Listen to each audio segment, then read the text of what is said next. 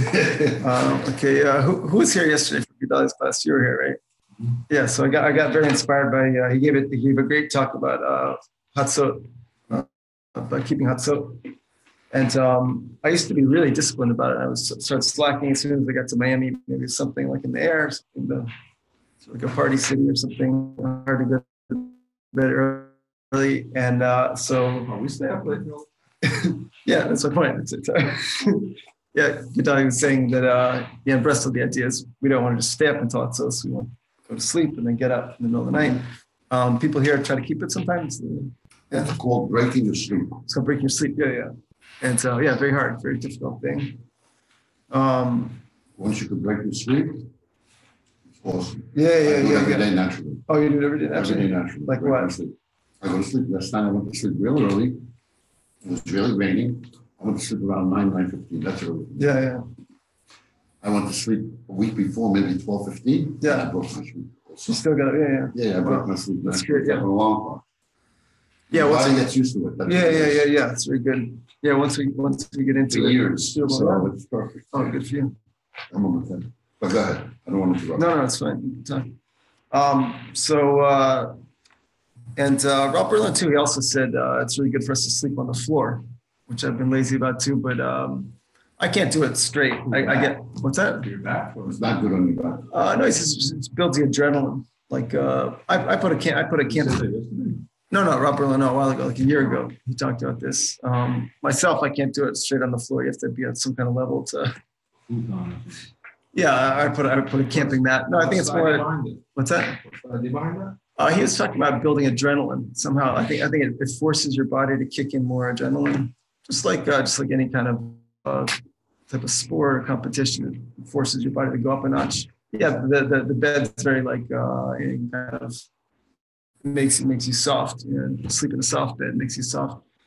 So anyhow, I did it both last night. So I'm a little That's why you over there crashed out. So it's crashed out. He called me in the morning. Crashed out. Yeah, he called me in the morning. I woke me up. So you see that in Jerusalem around the yeshiva. Some of the guys just sleep. Some of the young guys just sleep right on the floor. Very, very like strong thing. Break your comfort. To break your comfort and that part of it, the adrenaline to force the body to come up to another level. It's like say you were in a competition against someone who's a higher level than you. It forces you to come up a level. It's like that. Someone will get sick if they just slept on the floor if they had weak health. So it's kind of like forces the higher health, Not an easy thing to jump into.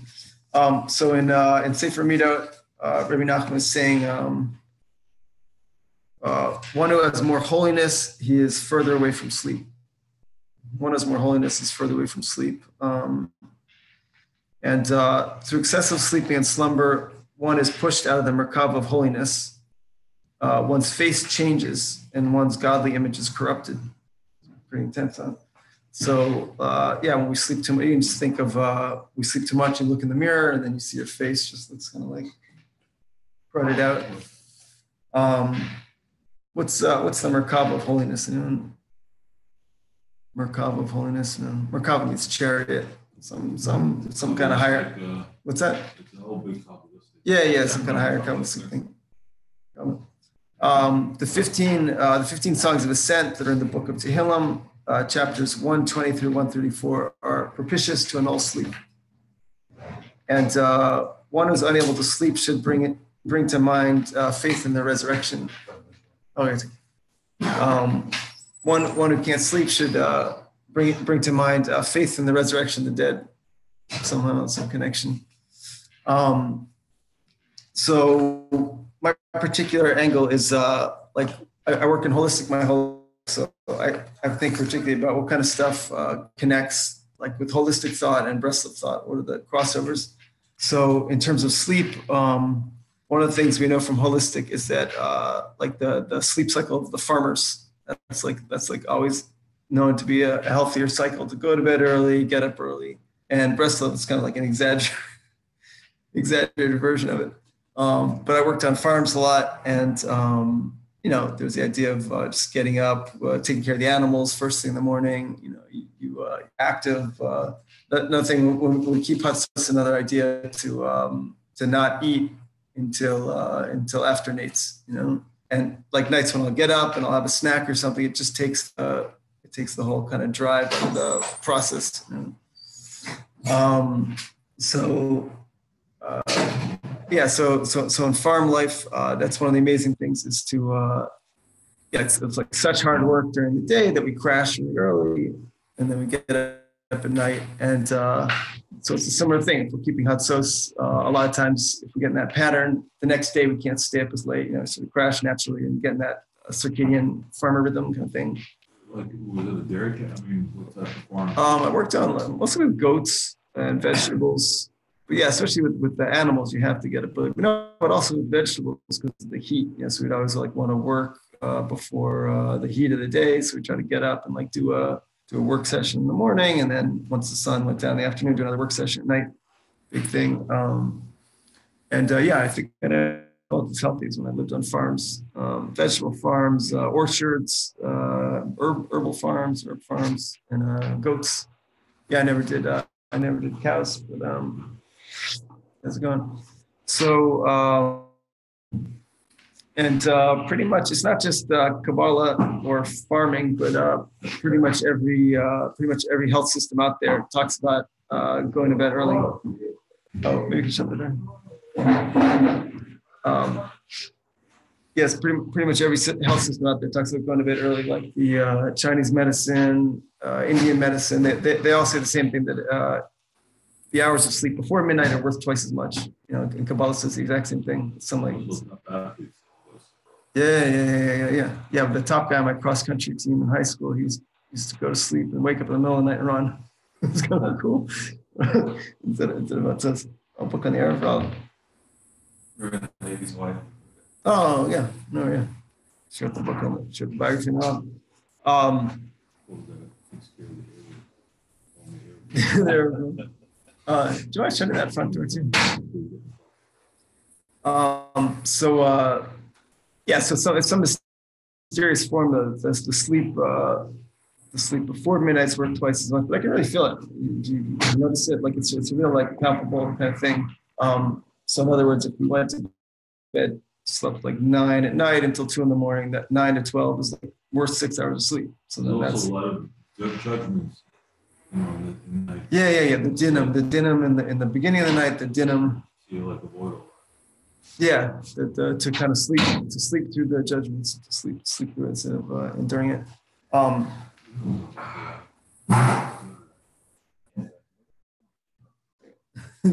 Yeah, they said double parking. Double parking is okay, but triple parking is not okay. Borough park. So so the opposite of the sleep kind of pattern is sort of the party schedule where stay up late, and then go to bed in the middle of the night. And the internet culture is kind of fostering that. You don't even have to go out and party anymore. It's just there's a party in your cell phone, your computer, 24 hours a day, and it sort of just takes over. I used to do massage therapy backstage for famous musicians. I said some tour company would hire me. So one time I worked for one of the more famous musicians out there, and he told me he lived on pizza and beer for 25 years. And he had really weird, stay up all night playing and stuff. He had really weird music. And then he got on a super health kick where he got into going to bed early and chiropractic and nutrition and fasting. And his music got very sort of normalized, and he started to lose all his fan base because it wasn't weird. It wasn't weird and freaky enough. So this is another meeting between the holistic worlds and the Breslov worlds is the movement to sort of purge the internet from the house, which most people just can't even imagine where to start. When I first started hearing about this, I thought I had to do a lot of work online. I thought there's no way, I can't possibly do it. How would I ever do it? And then I wanted to move into Rob Berlin's neighborhood, and his neighborhood, they won't give you a shit up if they find out you have internet in the house. It's very strict. You have texting. Texting's more maybe. Texting's more maybe, but internet in the home, that's where they draw the line. And so I used the excuse. I was like, oh, I've always wanted to because I knew I'd sleep better. All this stuff. So I finally did. I finally made the jump, and in the beginning, you feel well, how can I get anything done? I found myself so much more productive once I got into the house. I started sleeping, able to go to bed early. You remember life before the internet?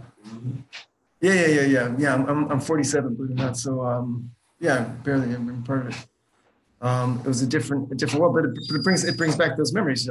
When you went home, home is like, a place where you're quiet, and I didn't go back after that. Like once I moved here to Miami, getting set up is hard. You got to find something. I said, no, there's no internet in the house, man. And obviously, to do that, you have to have like no smartphone too. That's like a double whammy.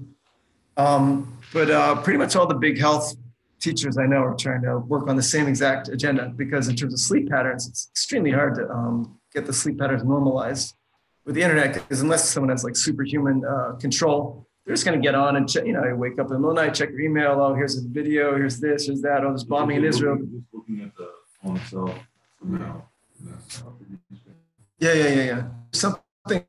There's something that's free you can download called Flux, which makes the light of your iPhones have its own night. Yeah, night shift or Flux. It makes the light like better. It makes it more normal. Gedalia had a funny idea.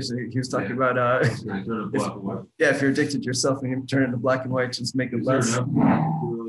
I called it. He said it was grayscale. What's that? Grayscale. What's it called? Grayscale. Grayscale. You can do that for Yeah. Grayscale, or Flux makes the light regulate with the light patterns outside. Very hard to use. So whoever wants support to like try to get the internet out of your house forever, I'm really motivated, because it had such an incredible change for me. Plus, like most of the big poskim in Israel, they made it a source. So like we don't have to rely on our own kind of seichel for this. They said, like, listen, it's like too intense a thing to have take over our life all the time. So that helped too, just to rely on the poskim, and it really separates the cultures, But I think it's one thing that Haredi got right.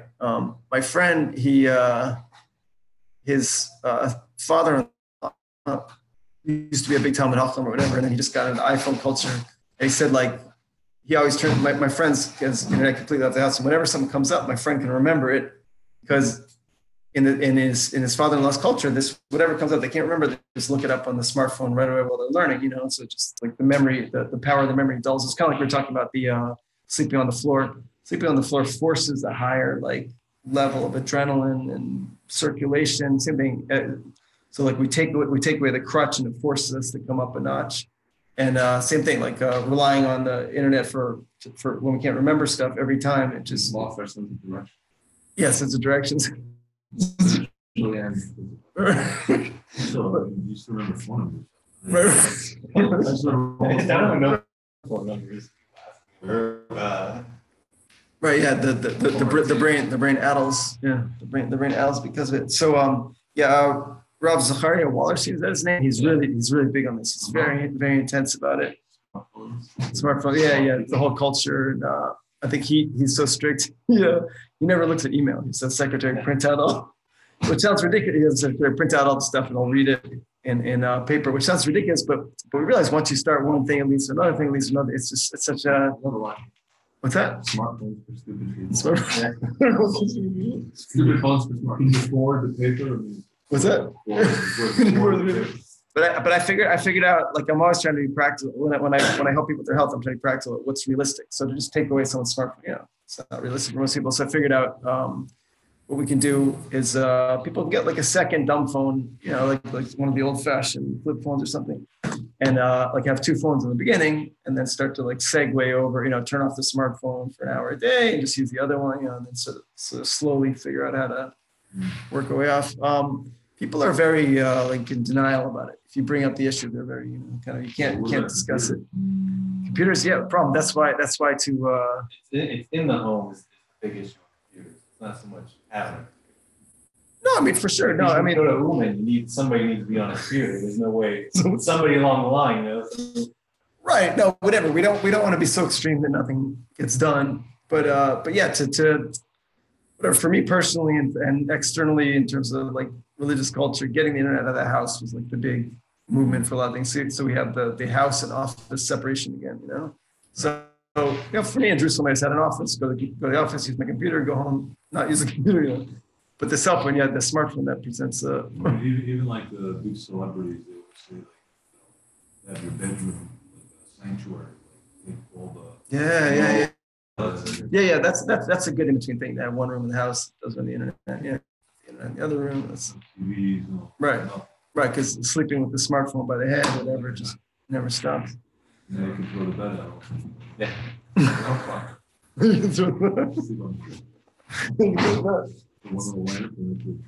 And Zahari, Rob Wallerstein talks about the web is like a spider's web, and what does a spider do? It spins its web and it just waits, it spins, and you can't get out. Once you get the web, you can't get out. It pulls you in and just kind of sucks it, and the spider will come and get you and bite you and suck the life out of you. So that's kind of like, yeah. So then, figured out Rob Wallerstein's always kind of a powerful guy, and I was so we figured out what one of the secrets is. He's connected to Rav Gamliel Rabinowitz in Jerusalem, he's pretty much known as like, what's that?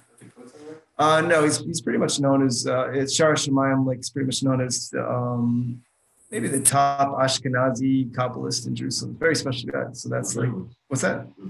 Yeah, Gamliel Rabinowitz. Yeah. So we can't do much about controlling. That's mine. We can't do much about controlling the world. Like it's just what's gonna happen is gonna happen. But we can control our thoughts and what we look at and who we associate with. There's certain things there's certain sort of small amount of things we can control, and then the vast amount of stuff we can't control. Yeah, it doesn't make any sense to be sort of emotional about what we recorded. Yeah. It's like, yeah. Sorry. Oh, you didn't see it? What? Why? No, yeah. So yeah, I saw this live feed too. So in terms of so let me think. Oh yeah, so controlling like what happens in our home is one level of control. That's like the home is our castle, our fortress. So we have a massive control in many cases over what happens in our home, but even more so like controlling our thoughts. And so thinking about when I was preparing this class, thinking about the internet and internet culture, a lot of it's about fantasy. It's all kind of like one extended fantasy, the internet, cyber, and it really gets carried away. I had a student who's into gaming, and they, this kind of gaming universe, you just can't imagine the like extent of where it gets carried away. I'd be, I'm not a parent yet, but I'd be kind of worried. My kids, like, where do you put the controls? And so in terms of the internet, maybe the main problem is like how it encourages sexual fantasy at sort of a higher level. And when I got to Miami, just the culture here seems like sexual fantasy is like not only encouraged, it's sort of like an ideal or something. I tried to look in a couple of the magazines, and like every page leads to something the other. And so yeah, I think it's maybe like a main misunderstanding in sort of Western culture, hip culture, that sexual fantasy is somehow some sort of like goal and glorification. Whereas in Breslov, we know Rabbi Nachman made a big deal about it's a real problematic thing. So I had a couple of quotes from Sefer Midot on that.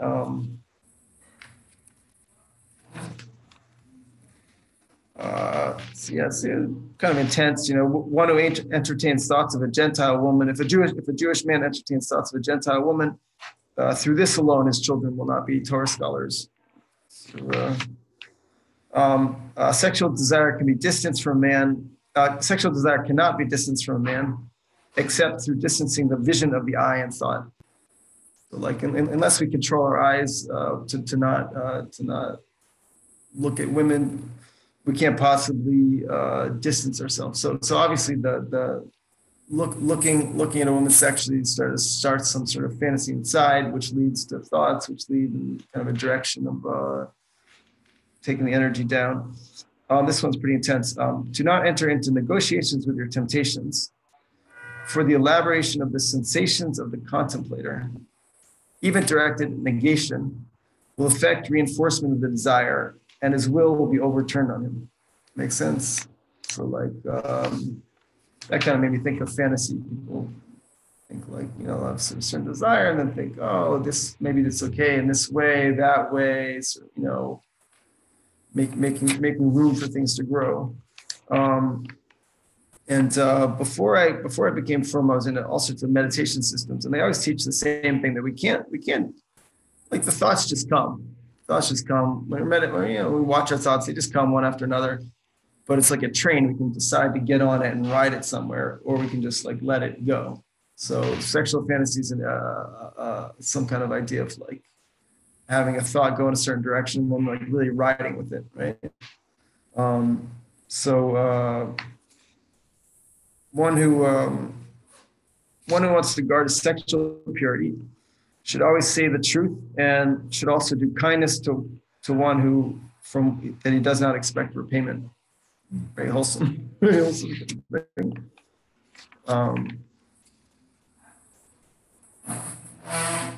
One who omits his seed in vain, it's as if he brings his children as a sacrifice for idol worship, and also he is judged by stoning.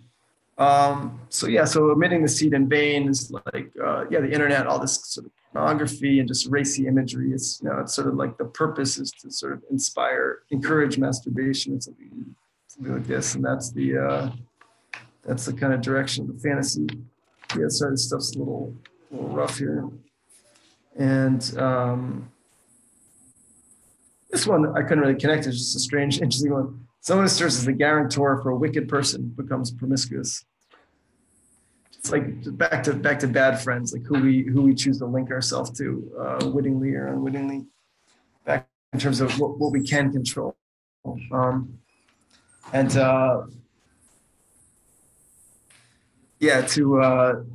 think I mentioned it last class that like in Breslov, the big thing is sichos haverim, to kind of be with friends. And then my Rav in Jerusalem, he said kind of a rough thing. He said that's only in terms of people that are in the community of who they think is the Tzaddik Ador, like the kind of whatever. It's easy to kibbutz and whatever, but to kind of have like a serious friendship, it's more like together we help each other follow the top leader of the generation. It's a more serious kind of thing. The internet's kind of like this. It's this endless thing that never turns off. And to me, it reminds me of what I was talking about meditation, how the mind can just kind of go and go and go. And if we don't do our meditation or are supposed to do some kind of slow things down and look at it, it just sort of has it's like a wild horse. It just has a mind of its own and just goes and goes. And like allowing the internet to just run unbridled in our life, it's kind of like that. It's just this thing. It doesn't stop. It's like we're kind of welcoming, making the problems worse. So then I thought this kind of like relation, like a lot of us, we say we're using the internet, 15 hours a day, or using our smartphone 15 hours a day. There's kind of this thought that, we know we should scale back and we're not sure how to, something like that. And then I thought of the sort of parallel in Breslov. In Breslov, Rabbeinu talks about the goal is to we all have to go to the Tzaddik Ador. We have to find like the top rabbi of the generation and go to them and learn from them. And in Breslov, unfortunately, in my mind, a lot of people, they say that's only Rabbi Nachman, which, whatever, there's different camps, But for us to, so then a lot of us have this idea that, okay, we really should, maybe we should find who that is. We should eventually find who it is. We should eventually get Rabbi Nachman kept looking after Rabbi Yeah. Looking for him. After Rabbi Nachman died. He's still davening that. Right. And people said, well, you're actually it. Rabbi Nachman, you're actually no. But he still was looking, so. Yeah. That's very inspiring. Yeah, that's very good. It tells you something. Yeah.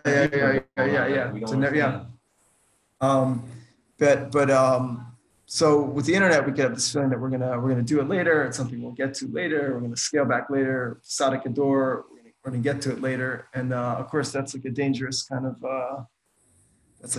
sort of view. We should really kind of seize today somehow and start it. And Yeah, a little bit's good. Some people I work with, they can't get off the internet so much. So I set up the filters. You can set up the block so it'll like program it so it only allows you on like 10 hours a day or something. Just turns on. What's that? 10 hours. 10 hours for a lot of people. It's good. No, it's Like working or just goofing off 10 hours? Whatever. No, working. Whatever. Oh, Altogether, working set some kind of limit. And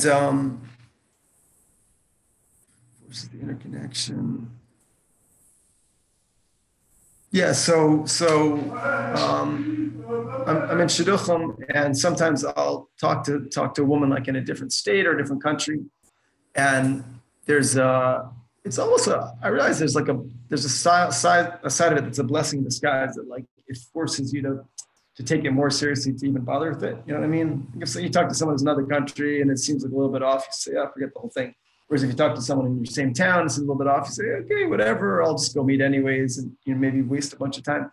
So it's like a blessing in disguise to have that distance, to force like something more serious. And so we could apply that to the Tzaddik Ador too. Like if we feel like so far away and we hear about someone in another country, Rob Berlands or Rabbi Yaakov Meir Schechter or whoever someone might think it is in Breslov, we might think like it's a blessing in disguise. It kind of forces like a certain seriousness to pick ourselves up and go. Whereas like if the biggest Rebbe was here in Miami, I'd be, oh, I'll, whatever, I can go anytime, not take it seriously. So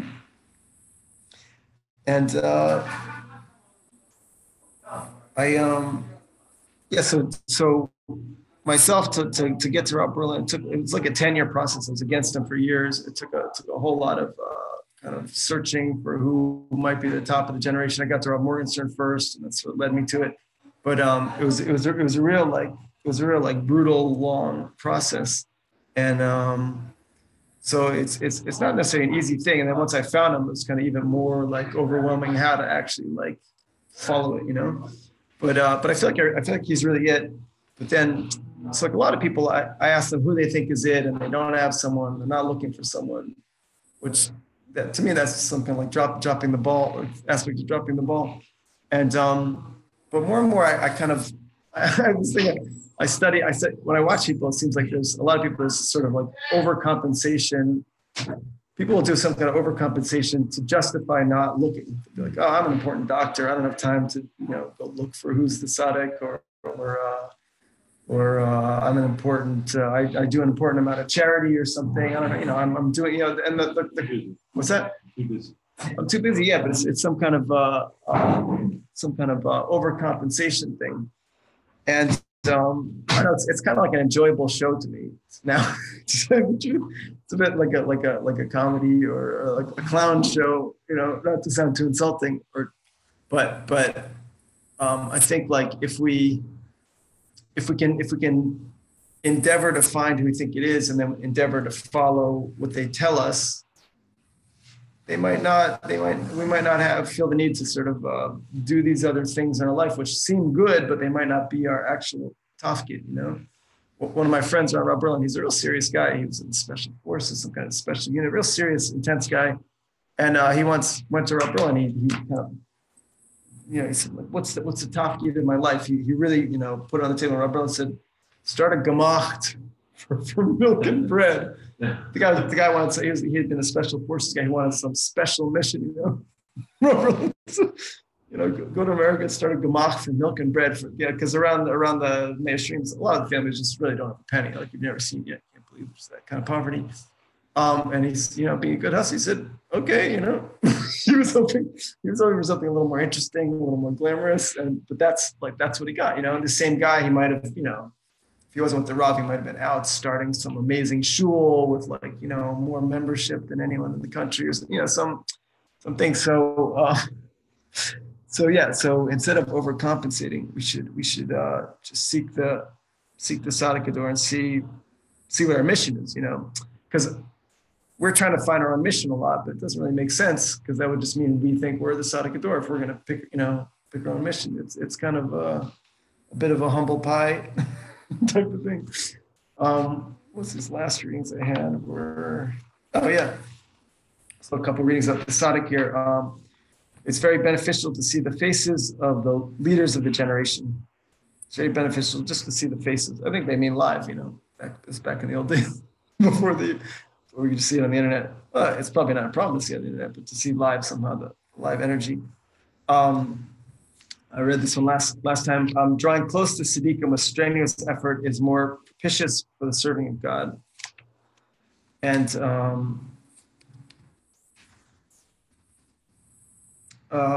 one who does not serve Torah scholars is liable to the death penalty. Another kind of serious, how seriously we have to take it. And the tzaddik can bring departed souls up to a great level. That reminded me of a story I heard about my rabbi. This one really got to me. There was someone in our kahila, and he had a relative, and the relative committed suicide. And then the person who committed suicide started haunting the member of my kahila in his dreams, like really vivid and horrifying. And this guy just couldn't sleep. And he's saying, like, he's saying, you could have saved me. Why didn't you save me? So then the person is being haunted. He went to Rob Berlin. He said, like, can you help? Rob Berlin said, yeah. He said, I'll find him. So he just, what do you mean? So then Rob Berlin just stopped, and he put his talus over his head or something. And then he took it off, and Rob Berlin had been crying, like, real seriously. His face was all puffed up. And he said, like, okay, I took care of it, and then the haunting stopped, That was like, well, so the tzaddik can bring departed souls up to. Can you put it off? Yeah, 1 second. Okay, pause here. Ooh, yeah. I just learned, unfortunately, I'm sitting with my sister. Yeah. Passed away 2 weeks ago. So I've been learning a lot about what happened, Shama, all that stuff. Safer that basically compiles all the different data. Is that your book Afterlife? No, anyway. So one of the things we learned this morning was that, let's say someone is supposed to live to 71, and they commit suicide at 30. So from age 30 to 71, he gets the Shemayim, and they say, what are you doing here? You're 31 years old, 41 years, whatever. Wow. So they have no rest until they're supposed to come to the basement at that time. Wow.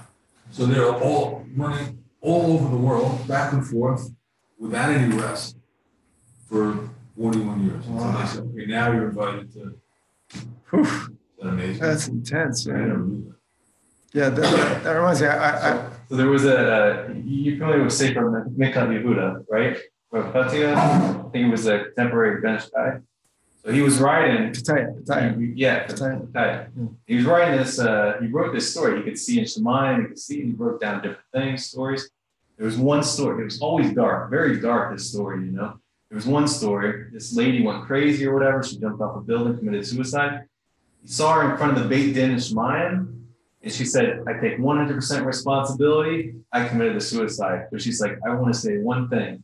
And she said, I believe that everything that happened to me, the craziness, the jumping off the building, it was all Hashem, it was all his doing, and I still take responsibility. And then he said, he heard the Shem spoke down and said, let her go. And she's free. Wow. Like, can you imagine that? That's incredible. Suicide, that's like a big, but you don't know the soul. Like, they didn't recognize that it was all Hashem, and Hashem says, it's fine, just let it go. These are good stories for the old So, well, it's a sensitive subject. I mean, if you ever have something in your life. Yeah. No, but I think it's good to get this information out, because the public thing on suicide is so small-minded. It's like, you never hear stuff. It's also considered murder yourself. Yeah. Some people will murder somebody else. But they can ask themselves. Yeah. It's murder themselves. You never know the level of the soul, because it's a halakha that you jump in the flames rather than embarrass somebody, It's like, you never know, like they might have saw some embarrassment or something, they jumped in, spiritually speaking, and they took on that busha for, Shem or Shema or Yeah. It's intense. Yeah, it's very, very, very intense. I think I'm sort of done anyway, so wrap it up. 1 second. Yeah. I heard on the subject of suicide, I heard in a different path somehow outside of Torah that when someone kills themselves, their soul returns to the spot where they killed themselves every day until it's rectified, which makes sense because you think of all the haunting movies and all that, or just regular haunting stuff in regular life. They see someone commit suicide, there's always like a weird energy there, so it makes sense. Yeah, that's part of how I went from. I was around a lot of weird stuff like this through mystical, occult sort of things, and I realized there's a whole other world that's very creepy and needs it's too dangerous to mess with without knowing what we're doing, you know.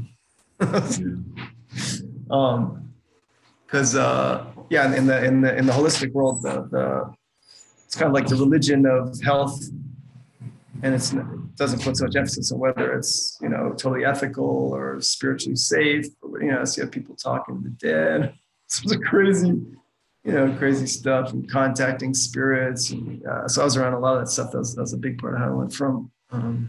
Yeah, strange thing. Yeah, I realized the halacha was like the best protection.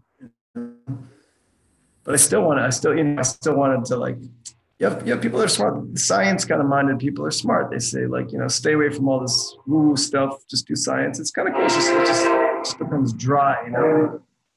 So I think people that want Kabbalah or something, they're not satisfied with like just dry science. You know, it's too black and white, too dry. You know, there's obviously other realms and other realities, deeper realities. You know, so to cut all that out would be a bummer, but to do it in a safe way is very important. Yeah, I meet holistic people that are just doing random, talking to angels, just random stuff. They have no idea what they're getting into, and luckily most of them aren't serious enough to like really be doing anything, you know. But some of them get very serious, and then, you know, it's like an accident waiting to happen. Yeah. Playing with plutonium. Strangely enough, like there was a woman in Tel Aviv who had something talking to angels, secular woman. And they brought her up Mordechai Eliyahu, and you'd think he would say no, absolutely not. But he said no. In her case, it's okay. Yeah, you never know what's going to happen. But, you know, for the ordinary Joe on the street, or for the ordinary Yosef on the street, it's definitely like, yeah, messes. And yeah, Miami. I remember these New Age bookstores. It's not, you don't really see that in Israel. And here you see the psychic reading, and I'm pretty sensitive to energy. I can just look from a distance at those places and just see it. Just looks like really off energy, you know. And that reminded me of something I forgot to talk about in the beginning. That this whole thing about sleeping on the floor and the power of Shmiras Bris. When I was a Chinese thing a lot before, like real serious Chinese meditation practitioners, and some of them could do the most incredible things, you know, like sleep sitting up all night. Well, one of my teachers had slept sitting up on purpose for the last like 35 years. And what's that? What does this do that to? What does it do? And another one, he won like the full contact Chinese martial arts thing 50 years in a row. And they said it was all the power of Shmiras Bris, very similar. And yet when I went back around those scenes. I didn't know there's like a rule. When in the beginning, I knew there's a rule about it. You can't go around those scenes. So I just kind of went back around, and the energy felt terrible. Something like very, at the time, it was like a real power for sure. But at the time, I thought it was the greatest thing. And like afterwards, after it became from this, I feel something very like impure, like noticeably impure. But it's interesting, these traditions, they have a lot of the same, you know, they were going to bed early, getting up in the middle of the night, Shmiras Bris, intensive prayer, externally very similar, you know. That's why the New Age person in America on the streets, it's all the same, you know, you guys are, you know, and I don't blame them, it looks, you know, from a distance, it looks all the same.